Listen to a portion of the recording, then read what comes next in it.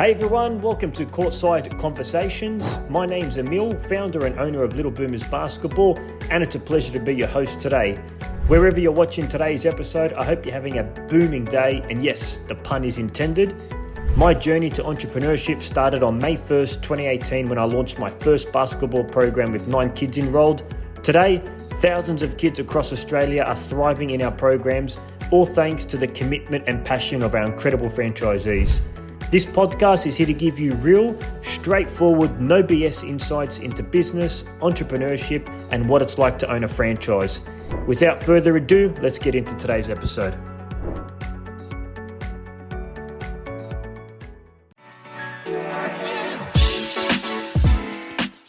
Hey everybody, it's Emil from Little Boomers Basketball. Welcome back to our YouTube channel, and it brings me great excitement to welcome two fellow gentlemen back onto the YouTube channel. If you go 11 months ago, there was a video about them.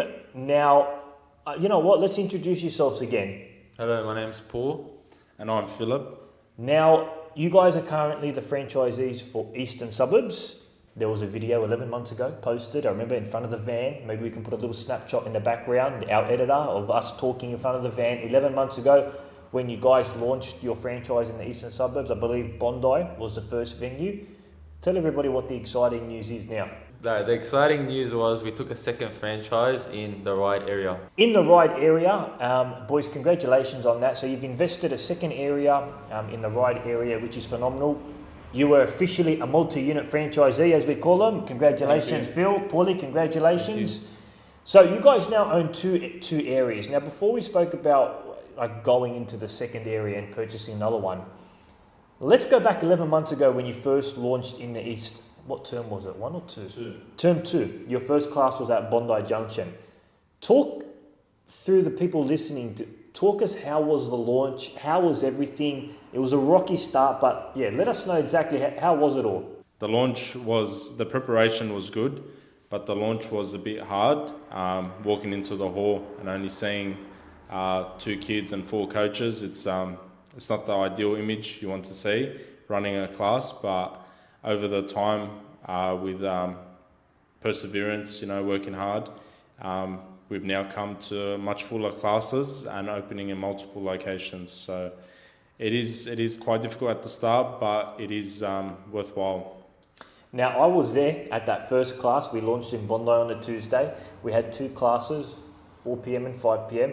And guys, we're here to tell you the honest facts here, right? They didn't come out of the gates with 200 enrollments, 250 enrollments. Our first class was a Little Boomers. We had 2 kids enrolled into that class and we didn't cancel it. I was there. There was more coaches than kids. And, we ended up playing a one-on-one game. And I think it was me, boys were there, and I think it may have been Jesse down there. Paulie, you take us through that first class on a Tuesday. We had the whole check-in table and there was 2 kids in there and I was assisting. Talk us through what was going through your mind at that time. Yeah, so we did the setup how we would. It was like we weren't going to do any less and provide any less of a service. So we gave the best service, even though there was 2 kids. It was a bit tiring after, even though it was a 1 or 2 hour class. Hard engaging 2 kids, man. Yeah, we had to do a lot of variations to keep them having fun. And good thing they did have fun. And now both students still do the program with us, which is good. But it was a bit discomforting at the start, maybe thinking, maybe we're not good or whatnot. But then it slowly and soon picked up, which was amazing. Now, it was a very slow start, right? There's no denying that. It was a very slow start. We had 2 kids, and then we had like a couple Mighties, and then we had about 8 kids on a Saturday, right? So going into the Eastern Suburbs, there are a couple of competitors out there. It was hard to get our name out there, right? I think a lot of people now think that success is built on the short term, right? I want to have this, I want to have that by 2 months, 3 months, 4 months, I want to be here. They don't see like the iceberg example where they see the foundation of you guys building and then now they see you guys doing very well. So talk us through, how did you get from where you were to where you are now, which is multiple locations, you've got a team of coaches. What happened in that time frame? Yeah, so just a lot of working and trying new things. We did a lot of raw marketing where we went out, handed out flyers, took Buddy Boomer to the shopping centres, asked people to refer us, and doing fun days where it was at a cheaper entry rate so people can get a feel of the program before they book. Things like that, and just continuously going at it, being at the community events like the opening day of the new Heffron Centre, and just continuously trying to reinvent our name in the area, and not just do one thing and then relax and do nothing else. What about you, Phil? How do you that was well said, Paulie. How do you think you guys went from where you were at the start, which is a very slow launch, to where you are now, known in the east? Little Boomers is now known in the eastern suburbs. Yeah, it takes a lot of hard work. There is a lot of back work that we did do to make sure we are where we are now. It's just staying patient, working it. We knew we could deliver the service that we are providing. It's just something we had to work a bit harder to reach. It's it was a long journey, but getting there is the main part. And you know what? Credit to both of you boys. Every single shopping centre, every single holiday period, you were in the community, you were at shopping centres, you were doing collaborations with Westfields, you were out there expanding the Little Boomers name in the eastern suburbs. You guys were out there hustling, bringing in the rings, bringing in Buddy Boomer. I think Buddy Boomer got the most activity he's ever got in the last 10 months at the eastern suburbs. And the results paid. I mean, it's reflected in your growth, in your numbers, in your number of coaches, in your locations. So there's no sugarcoating, guys. When you're coming into a business, whether it's a franchise or your own business, the commonality is hard work. And these boys did the hard work, and now they're reaping the rewards. So how many locations are you guys currently in eastern suburbs? We currently have 3 across the eastern suburbs, and we did start with 1. And what's your busiest location? It would be in Maroubra and Redfern. Hey, just quickly, if you're enjoying today's episode, it will mean the world to me if you can leave a positive review or share it with a friend that may benefit from this.